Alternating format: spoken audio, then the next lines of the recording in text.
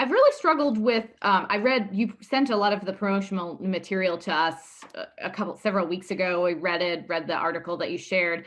I struggle with, and I think this is the nature of a lot of the work we do in the legislature in general, the idea of letting the perfect be the enemy of the good. And so what I wonder, I'm thinking I think that fiscally for dairy farms in particular, on-farm anaerobic digesters being allowed to hook up to the pipeline makes it more fiscally possible for them. And the environmental benefits for anaerobic digesters are beyond the mitigation of their greenhouse gas emissions, right? Like the runoff is different, the fertilizer products that they get down the road. So in your recommendations, have you considered those environmental impacts as well, or are you focusing more on emissions? Yeah, so it's very concerning, the leaks in the pipeline system, and to be putting new gas into that system that could potentially, just be leaking out.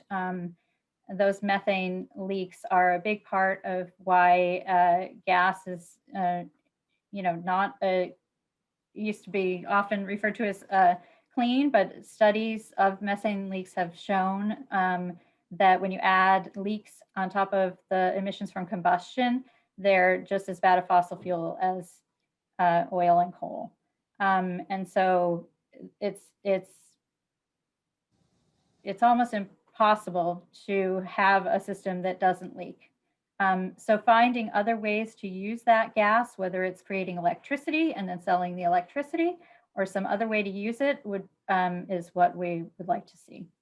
And the co-location is, I think, a more suitable, clearly, for anaerobic digesters that are not on farms, that are can be co-located near a hard to electrify industry, where you can't just pick up a farm and move it near a manufacturing plant that needs the energy.